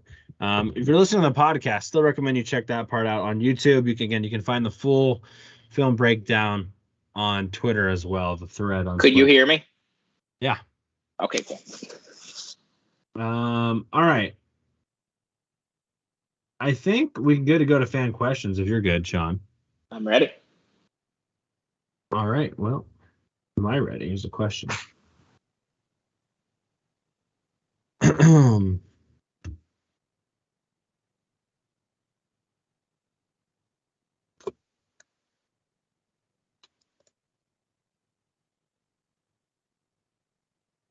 There we go. I know that guy. Yeah, fan question time. Again, we always ask for fan questions on Twitter at hardcorepsufb. Drop your questions. We'll get them on the show. We have 3 for you today. This one from our buddy Higgins. He says, if Penn State had a year where they, A, won the Big Ten championship, B, won a college football playoff semifinal, and made it to the national championship, and you were given a free trip to any of the 3, which one are you choosing? I did clarify, you do not know that they're going to advance to the championship. So you get a free trip to any of those 3, but you don't know, for example, if you decide to go to the championship, I guess you wouldn't know that they would have made it. Or if you decide to go to the Big Ten championship, you don't know that they're going to go to the playoff. Or if you go to the semifinal, you don't know that they're going to win, I guess is the best way to put it. I guess I'll start, and I will say this: I think I would choose a semifinal personally. I have been to a Big Ten championship, and if you haven't been to a Big Ten championship in Indianapolis, I highly, highly, highly recommend it. I really think the next time Penn State goes to the Big Ten championship, I will probably be there because I enjoyed the trip so much. But I've done that, and so I've never been to a college football playoff. Obviously, you don't know if they're going to advance to a championship.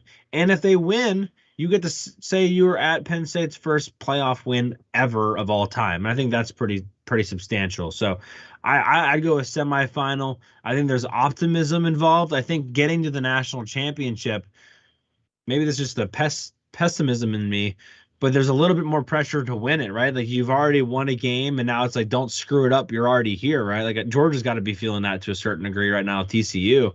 But that semifinal game, I guess Michigan probably felt like they shouldn't screw it up against TCU, and they did. But I'm assuming Penn State's probably coming into this thing as the underdog. But I just think even if they were the favorite for the first time, I just feel like it'd be like it would just be a happy that I was there kind of feeling to it. So I would go with semifinal for me. Yeah, this is a tough question. It wouldn't be the Big Ten championship because, like Corey, I've already been to one, and I'll second what he says. If we're in it next year, I'll probably go because it is reasonably within driving distance. Actually, it's about the same kind of distance from Scranton as Salt Lake City is from LA or Pasadena. So I'd probably get in the car, ask Kristen if she wants to go, and go out there. So. But I was probably going to say the Natty going into answering this. But God, semifinal is really tempting because if you're in the national championship game, I feel like I almost have to be at home because I don't know if my emotions would be able to handle such a thing, like being there. And I would just be so nervous. I'd probably throw up in the bathroom before the game, not from alcohol either, just from nerves. And, yeah, it would be almost too nerve-wracking for me. So I might say the semifinal. But then again, I'm like, national championship, like if we win it and I'm there, I mean, that's next level stuff. But so to answer the question directly, because I'm really dancing around it,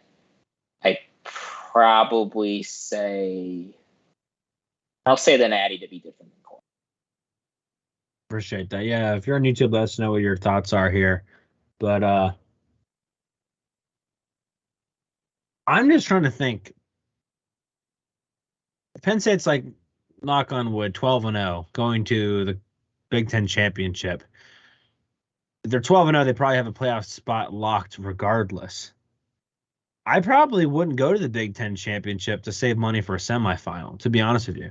I just don't know how people, and I know there's people out there that can, I just don't know how very many average Joes, who I feel like we represent to a certain degree pretty well, I don't know how you would possibly afford not just one of those, but like all three of those. Like, could you go to a Big Ten championship, a semifinal, and a national championship? Like, that's going to run you probably $10,000. Like, all the travel, all of the hotel, the lodging, the food, and then the tickets. Tickets before the playoff. The tickets for the national championship before the playoff games happened. So before Michigan was knocked out and Ohio State was knocked out, was around 1,100.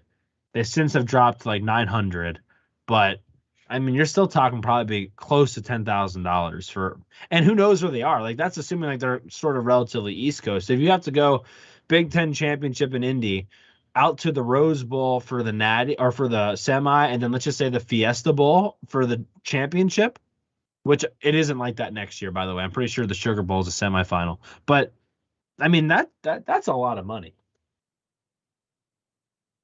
Yeah, too much for me at this point in time, for sure. If they're in it next year, I'd probably just go to the Big Ten championship game just from a financial perspective.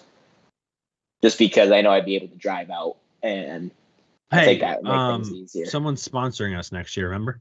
Well, if that happens, then it's if someone's paying for it, that's a totally different thing. We can we're a grassroots. We can crowdfund. We might be able to do something. Maybe not all expenses paid for, but I think we got some loyal listeners. We got a whole year to make some rich friends. Grassroots and independent. So that's what we do here. I want to go to this question. I don't want to brag, but I actually did some research for this question. And this is from Rose Bowl Ribeye. So it's still Rose Bowl Ribeye as of today. We seem to recruit at least good to great at every single position, minus defensive tackle. Is there a lack of local talent at that position? Philosophy? And he says, for example, importance to other positions, or just a coincidence? And I didn't know the answer to this question. And I was like, let me figure it out. Let me look here. Now, granted, I only did this for the state of Pennsylvania, so I didn't do it for Maryland or New Jersey. But I was curious, and I went back and looked. So Izzard and Ellies were both 4-star guys. So I mean, those are defensive tackle 4-star guys. So I feel like they did their homework there. Cole Brevard was a 4-star guy, and he transferred to Purdue, so he's at Purdue right now. Devon Townley was a 4-star guy. He transferred, or is in the transfer portal. Fred Hansard was a 4-star guy. Never really came out to do very much. So they've missed on a couple of guys. One guy's transferred, 2 guys have transferred, but they haven't got like a 5-star guy. And before I get to the next point, because I know we talk about it a lot in the transfer portal, it's hard to find a really good defensive tackle in the transfer portal because if they're really good and they can, plug and play, they're probably not leaving the school they're currently at. So it's not an easy position. Like, you can take a chance on a DB if he's just going to be a nickel or a dime or even just a special teams guy. You can't really hide a defensive tackle that's not a good defensive tackle. I mean, it's not like there's a bunch of different uses for him. He can be out there on your field goal block, I guess, but that's not really how you want to use a scholarship. So I guess that's the first part of this. The second part of this, so I went back and looked through Pennsylvania top classes and was trying to find a defensive tackle and when that first defensive tackle really showed up in the state of Pennsylvania. In the 2023 class, and again, this isn't necessarily, I basically was looking for a guy who was basically above 260-ish. So there might be some skinnier guys that eventually played defensive tackle that I missed. But I was looking for guys that kind of fit the PJ Mustipher build, right? That's kind of what this question is leading into. 2023, the 29th player in Pennsylvania was the first defensive tackle. He went to Coastal Carolina. He's a 3-star guy. Nationally, not even ranked. It literally was an NA on 24/7 Sports. 2022 in the state of Pennsylvania, the 11th best player went to Minnesota, 4-star guy, but still only ranked 326. So the best defensive tackle in Pennsylvania, only 326. 15th best player went to Notre Dame, 3-star guy, but he was ranked 500th in 24/7 Sports. 21st best player in the 2022 class went to Pitt, 3-star guy, but he was ranked 933rd in the 24/7 Sports class. In 2021 recruiting class, the number 12 guy went to Maryland in the state of Pennsylvania. He was a 3-star guy, but he was like 450th nationally. The 13th best guy went to Pitt. He was a 3-star. He was like 450th nationally. And then in the 2020 class, the number 6 guy went to Penn State, 3-star, but he was ranked 806th. So what I'm trying to get at here is there has not been a bunch of Pennsylvania defensive tackles that have really been highly ranked. And so I wanted to answer that first part of the question because I know that doesn't include Maryland, and I bet there's been Maryland talent, and I'm sure New Jersey talent, and I'm sure Ohio talent. There's a guy in the 2024 class, for example, Did I not write him down? I might not have written him down, but he's from Connecticut. So like that could be a big get. But a lot of the guys they're going after in this class for 2024 are not local. The number one really best defensive tackle, Justin Scott, 5-star guys from Chicago, they offered him on Halloween. The only true Pennsylvania guy I see Penn State going after hard is Deshaun Dodson. And he is the 337th best player in the country. He's 13th in the state of Pennsylvania. There's other guys, 4-star guy from California they offered, another guy from Georgia they offered, another guy from New Jersey they offered, and those are some 4-star guys. But there's not a bunch of big defensive tackles that are local that they've offered. They've only offered 18 defensive linemen so far for the 2024 class. And I don't have that number up in front of me, but I think only 11 of them are above 265. And I think only like 6 of them or something like that are relatively in the Northeast area, Sean. So that's a long-winded way of saying there's not a bunch of local talent, and they have missed sometimes when they did find them. Yeah, I mean, the truth of the matter is across the state of Pennsylvania, talent's been down for years and years. And that's not a new thing. That's just the truth. So when that happens, when you're a team like Penn State, you have to look nationally.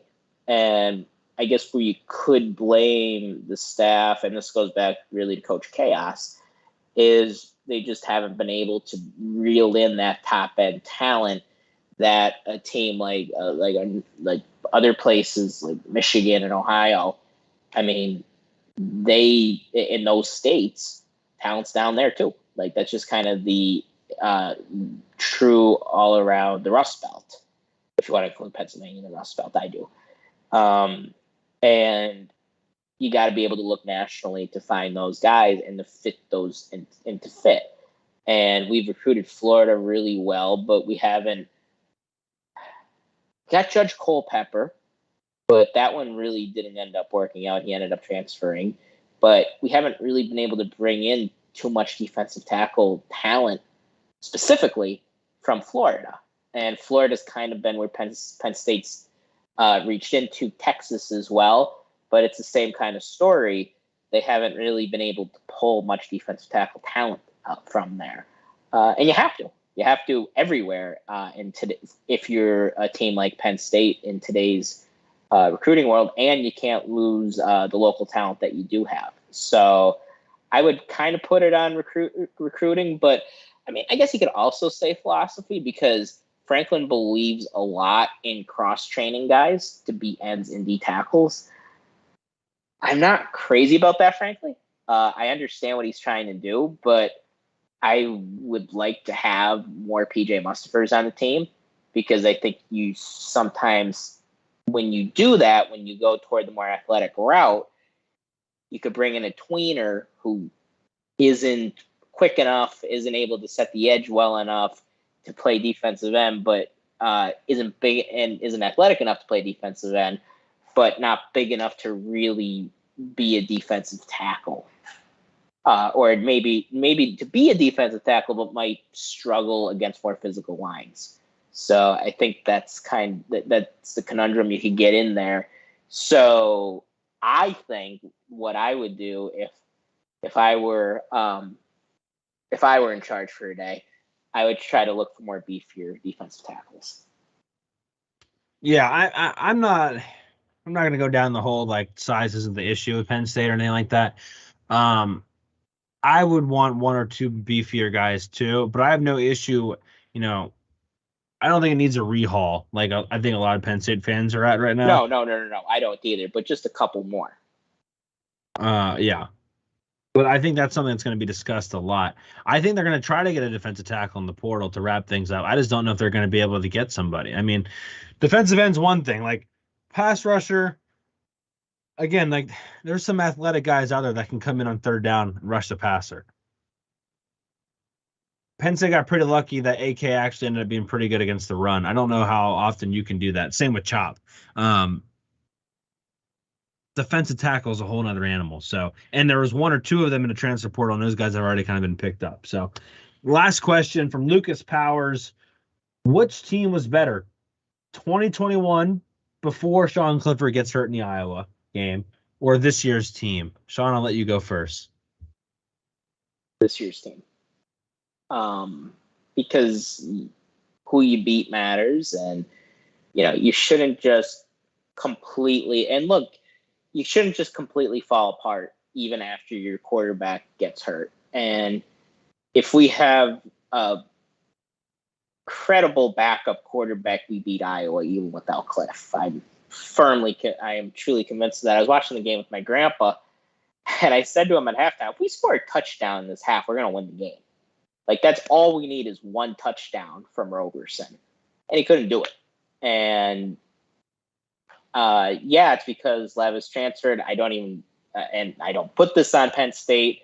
That's just modern day college football. He wanted to go play and improve his draft stock, and he did. So, works out. But I don't think we had the same kind of depth.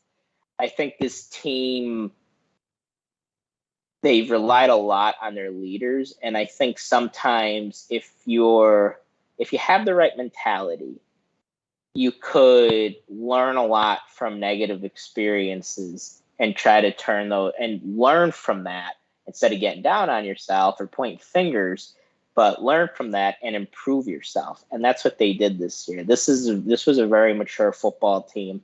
And I don't think they had that same maturity last year. So, and as much as I love Dotson, as much as I love Brisker, they deserve to be on this team. I think the team as a whole really grew up this year. So that's why I would take this year's team over last year's team, even pre-Iowa. It is kind of crazy to imagine if Brisker and Dotson were on this team. I mean, it just, I don't know why I thought of that, but hypothetically, it just would have been interesting to see how much better this team is. It's easy for me. It's this year's team, and it's because of the offensive line, and it's because of the running game. I mean, it's just that simple. Forgot right? that. You're right. Yep. I mean, it's nothing more than that. We're going to get into next week. We did all of those. I don't know if you guys even remember, but we did the Twitter poll questions before the season started. I'm going to actually put out new questions tomorrow, and we're going to compare the two of them. So we're going to go down the road, and we're going to talk about this year's defense versus last year's defense. To be honest with you, I think this year's defense was actually a little bit better than last year's defense. I don't know if they were as good against the run, but I think they were a lot better against the pass. I don't know. It's close, though. But I think I would take this year's defense. My point is, though, this year's team, I think, wins pretty comfortably against last year's team before Sean Clifford gets hurt. And I would just add to that also the amount of depth overall was much more this year, too. They got a lot more experience for the young guys. And someone had a funny thing as like 2022 Penn State versus 2016 Penn State. Who would you take? And like at first I'm like, I think I would take 2016 Penn State because of the star power, right? But then I started thinking like that 2016 team really couldn't run the ball very well. I mean, I know they had Saquon Barkley, but as far as like consistently running the ball well, they really couldn't do it. I mean, they didn't have a 4-minute offense, and they got behind early in games. And I'm just thinking, if you were a second half team, okay, yeah, you got Saquon, you got Chris Godwin, you got Gesicki, you got Trace, but you're down 14 to Manny Diaz and this defense with this secondary and these pass rushers, I don't really know if I'd want to be down to this squad. I don't know. I think I might take this year's team, which I know is insane, but I think they have more depth. I don't think you could argue that overall depth. I think Penn State 2016 has like maybe top 5 better players, but I think overall the team this year is better. I don't think it's insane to think that, because the 2016 team was really held together by birdseed and gum, because there just wasn't a ton of depth. And like when a couple of guys would get hurt, it was the end of the world. And this year we beat a really good Utah team without 2 of our top 5 or 6 or 7 guys pretty easily. And That doesn't happen with the 2016 team because we had that top end star power, which, you know, powered through, and we were a gritty team. There was no quit, but I mean, the line just wasn't any good. I don't know if I would take any guy on that line over. I don't know if I take any guy on that line over any of the guys on this line. And I'm including like Bryce Effner. And I think Bryce Effner might have been the best offensive lineman on that team if you put him back there. I think it would be cool to see if you put this offensive line with the 2016 team, because that offense, we could have won the title that year. Honestly, but they really could have if they had a better line. But that's not the way life works. So, Right. So I don't think it's a crazy thing to say you would take this year's team over 16, personally. All right. Stop that recording there. I don't think I want our questions to be a part of the fan questions. I've decided randomly. So we're going to wrap this up with one question. I don't know what you want to call this, Sean, but a question for me, a question for you. Yeah, that's a good working title. You want to go first, or you want me? I think I asked first last week, so you could ask. Yeah, my question is really easy, actually. Try not to get us in trouble this week. We're going to once a week, Sean. So seriously, what are your plans for this off season? What are you planning to do? Hardcore Penn State football related? What are you planning to do outside of it? Are you going to travel? Are you going to read? Are you going to take up religion? What are you going to do with your free time, Sean? Well, you know, just kind of hang out with my girlfriend, hang out with my cat, and yeah, just kind of do that work.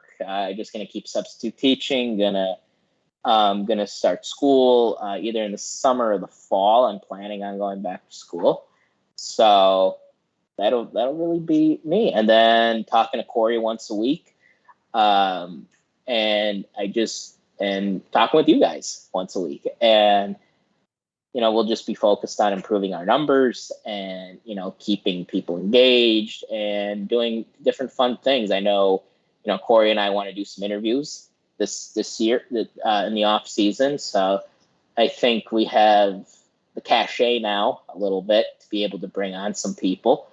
And we have the cash to be able to bring on some people. I'm just kidding about that part. But I think, you know, we were able to meet a lot, at least I was. Corey knew a lot of these guys already, to be able to meet a lot of interesting people, just virtually. But, you know, and that was awesome. And I'm looking forward to doing that more and more in the off season, because I think we're gonna do probably the James Franklin breakdown again, where we'll look at his career in the rearview mirror. And now we'll have 2022, and we said 2022 will be an important year for James Franklin, and we'll be able to see where he sits now. And if you haven't listened to that episode, go back in the archives and listen to it, because I think those were really two of our best episodes, and just kind of compare it to how we were feeling then as to now. So that's kind of what I'll be up to. That's pretty solid. That sounds really nice. Why don't you ask your question? I'm going to find, I guess I can find it really quickly, actually.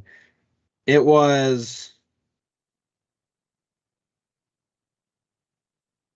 episode 17 and 18, part 1 and part 2, when we talked about Franklin. So if you were curious, part 17 and part 18. There's a Tommy Stevens episode in there. We have a whole episode on Clifford's legacy on episode 14. That'd be a cool one to listen to now too. Episode 9, rebuild or renovate with Beaver Stadium. Episode 6 was an interview with Tommy Stevens. And episode 27 was the interview with Mitch Gerber, director of creative and brand strategy at J1S. Highly recommend you check that out too. That was kind of an insight into name, image, and likeness. So those are just a couple that are timeless. What's your question, Sean? Yeah, definitely. So check those out. So our questions are a lot less spicy this week. for both of us. And so my question is, so everybody's excited about 2023, obviously, but we want to kind of focus on 2022, but I want to kind of focus on both.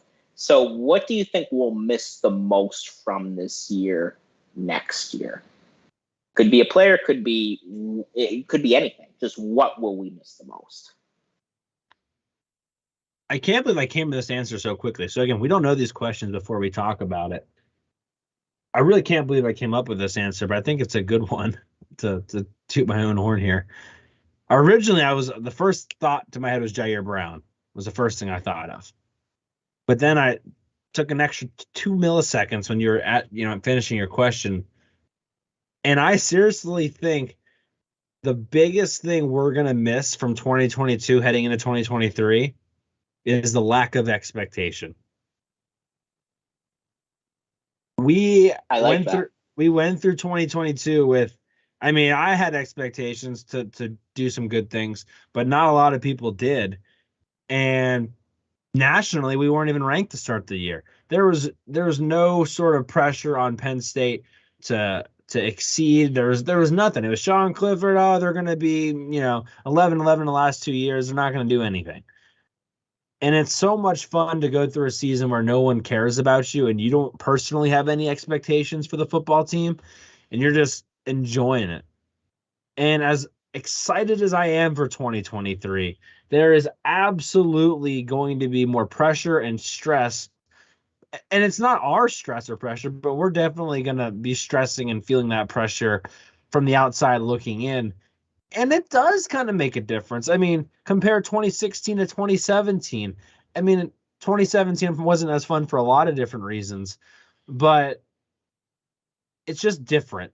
And so, it's being the underdog instead of being the favorite. Well, you're not going to sneak up on anybody in 2023.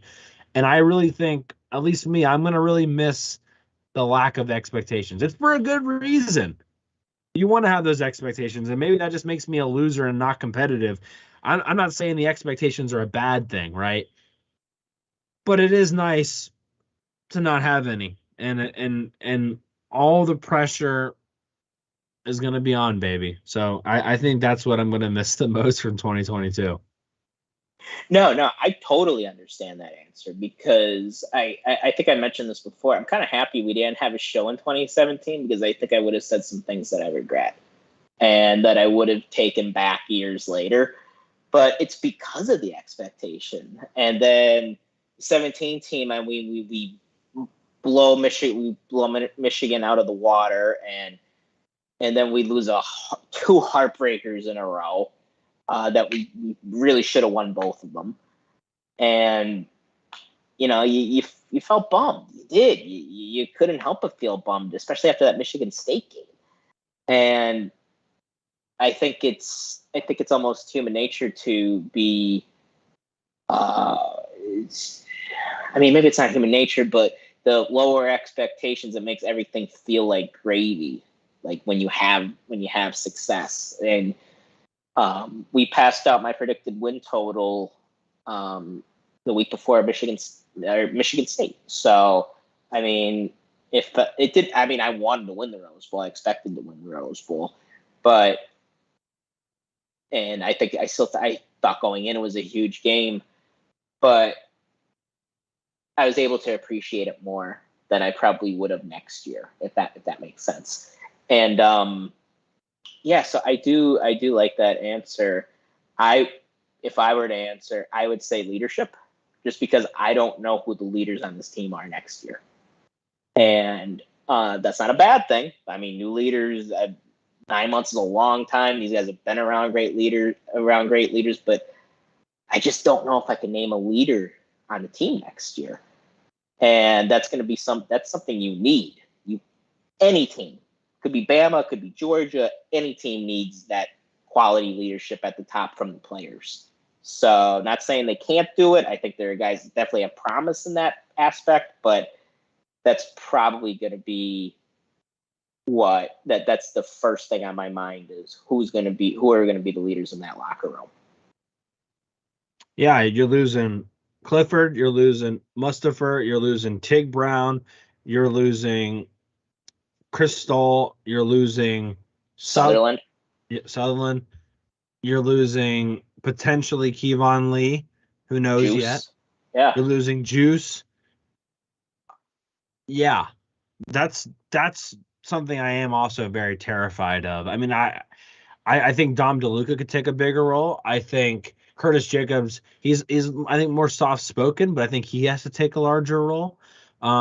Mitch Tinsley also you kind of lose, and I thought Mitch Tinsley was a good voice for these guys as well. Me too. And He's not like AK in that way. And I don't know in the wide receiver department. I mean, Parker Washington too. I can't believe I almost forgot Parker Washington. Yeah, you lose a lot, and there's not a lot of clear cut. I think Keaton Ellis is going to take a big step in a leadership role. I think. Me too. He's at the top of the list. But yeah, there's question marks there. Number 15. I mean, you need Drew Aller to be able to take the offense by the horns, not only on the field but off the field. And I pray he's ready for that.